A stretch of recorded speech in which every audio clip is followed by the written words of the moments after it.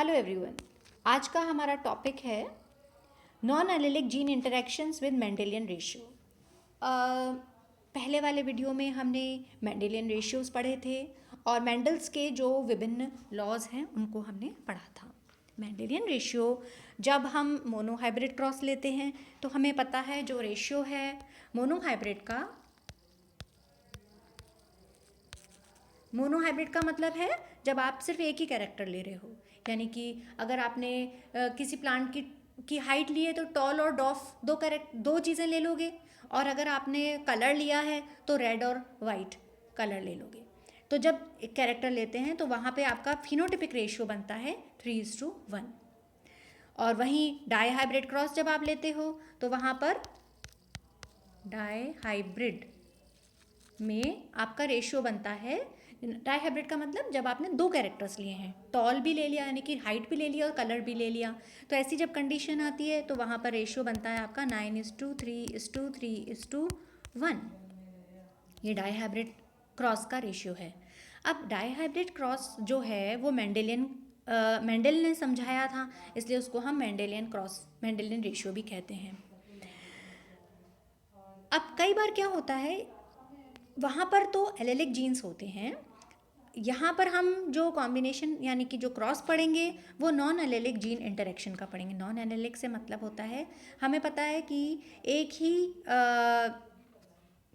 Gene के ऊपर, यानी कि एक ही कैरेक्टर के दो जीन्स हैं और वो जो दोनों जीन्स हैं वो अलग अलग एक्सप्रेशंस दे रहे हैं। यानी कि आपने जीन आपका है, जैसे कैरेक्टर आपने लिया टॉलनेस या हाइट, और उसके अंदर आपने एक टॉल आ गया और एक डॉफ आ गया।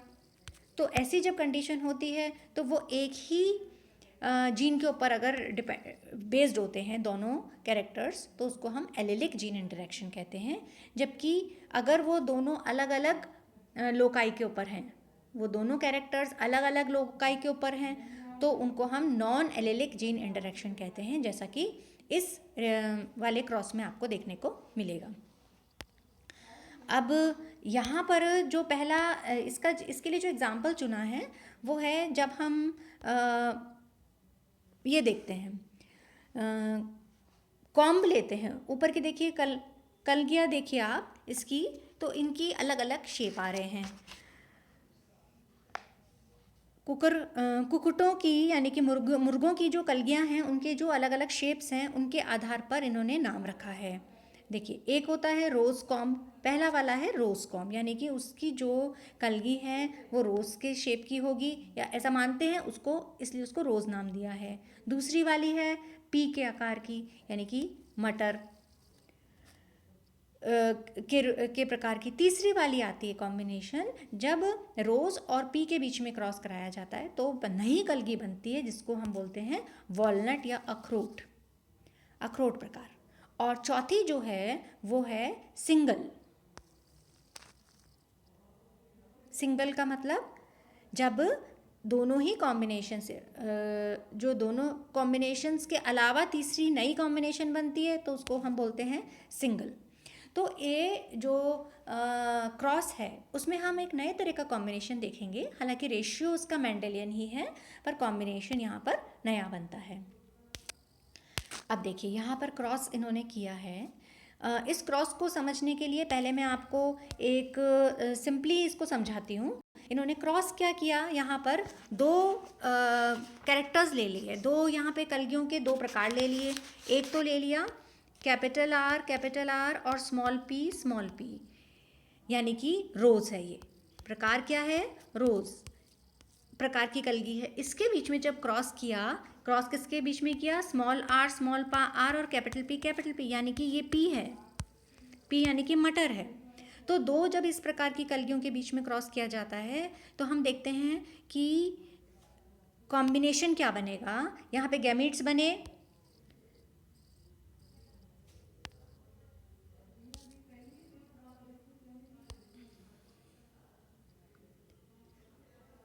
गैमीट्स जो बनते हैं यहाँ पर वो पहले वाले के बनेंगे कैपिटल आर स्मॉल पी, और इसके बनेंगे स्मॉल आर कैपिटल पी।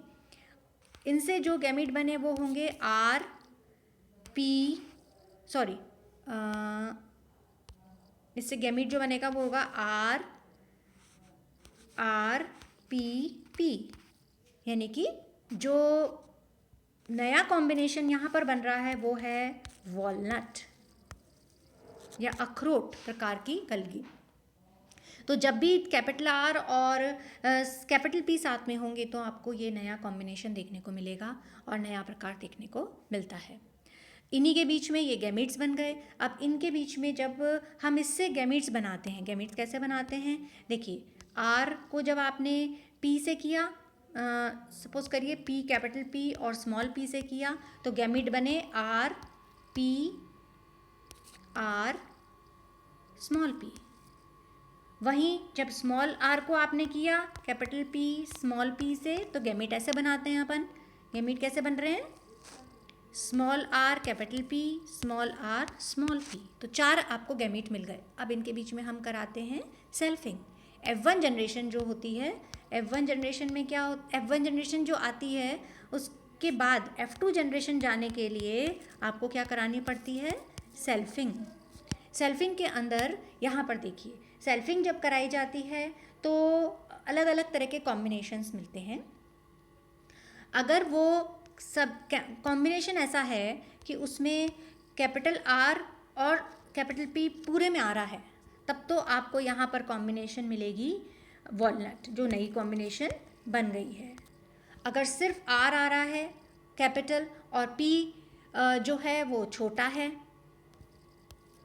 तो वो बनेगी रोज़।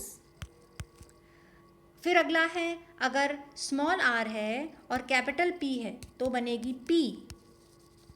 और अगर स्मॉल आर और स्मॉल पी हैं, यानी कि एक भी कैपिटल नहीं है, एक भी डोमिनेंट कैरेक्टर नहीं है, कैपिटल का मतलब होता है कि वो डोमिनेंट है, और स्मॉल हम लिखते हैं इसलिए कि वो रिसेसिव है, यानी कि वो अपने आप को प्रदर्शित नहीं कर रहा है, अप्रभावी लक्षण है, और कैपिटल को प्रभावी लक्षण कहते हैं।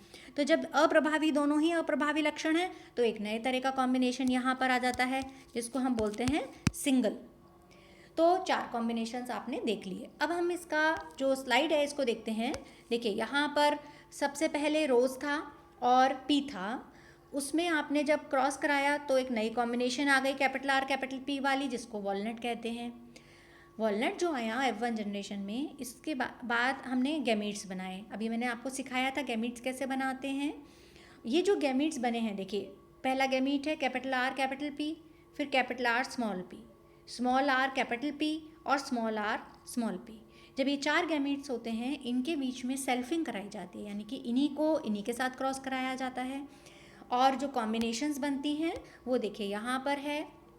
अगर कैपिटल आर कैपिटल पी होगा, जहाँ पर भी कैपिटल आर कैपिटल पी होगा वो सब वॉलनट कंडीशंस आपको देखने को मिलेंगी। देखिए कैपिटल आर कैपिटल पी, तो यहाँ पर कितनी कैपिटल आर कैपिटल पी हो गई, 9 हो गई। यहाँ पे 9 लाइन मैंने बनाई हैं, यानी कि जितनी बार भी कैपिटल आर और कैपिटल पी आता है वो नया कॉम्बिनेशन वॉलनट का दे रहा है, तो 9 हो गई। अब आप देखिए दूसरा, जब हमको सिर्फ कैपिटल आर देखना है, कैपिटल पी नहीं है, तो पहले वाली रो में एक भी नहीं है, दूसरी वाली रो में कैपिटल ये रहा कैपिटल आर है सिर्फ इसके पास, फिर तीसरी वाली रो में एक भी नहीं है, चौथी वाली रो में ये रहा,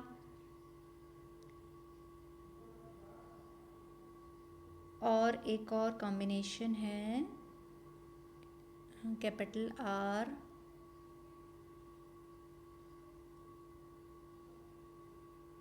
ये रहा।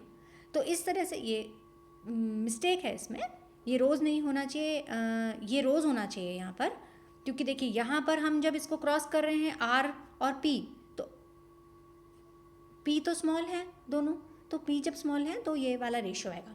तो यहाँ पर 3 आ गए आपके, क्या आ गए, कैपिटल आर है तो रोज़ हो गए। अब स्मॉल कैपिटल आर है ही नहीं और कैपिटल पी है, तो ये पी हो गया, ये भी पी हो गया और ये भी पी हो गया, 3 पी के आ गए। तो 9:3:3:1 रेशियो हो गया। अब लास्ट वाला रेशियो जो है वो आपका आता है जिसमें ना कैपिटल आर हो ना कैपिटल पी हो। तो यहाँ पर इस स्लाइड में आप देखिए, यहाँ पर ये रेशियो आ रहा है ये वाला कैपिटल स्मॉल आर और स्मॉल पी वाला, यानी कि सिंगल कैरेक्टर आ रहा है। तो जब एक तो इस तरह से ये वापस 9:3:3:1 वाला ही कॉम्बिनेशन आपको यहाँ पर भी देखने को मिलता है। अब हम इसको एक बार आप वापस चेकर बोर्ड के तरीके से बनाकर देखिए। हालांकि पहले वीडियो में मैंने आपको बताया था डाई हाइब्रिड रेशियोज़ को भी आपको क्रॉस करके देखना है, और जब हम इनको बार बार करके देखेंगे, कई बार करते करते भी मिस्टेक हो जाती है, बार बार करके देखिए, कई बार किताबों में भी गलतियाँ हैं। तो जब आप क्रॉस बना रहे हैं, जो गैमीट्स को क्रॉस कर रहे हैं, तो उसी समय आप तुरंत पता लगा सकते हैं कि गलती है, और आप अपनी गलती को यहाँ पर सुधार सकते हैं। इस वीडियो को देखिए, और आगे के वीडियोस जो हैं उनमें भी नॉन एलेलिक जीन इंटरेक्शंस ही हम पढ़ेंगे, और उनके अंदर अलग अलग प्रकार के प्रभाव हैं, उनको हम जानने की कोशिश करेंगे।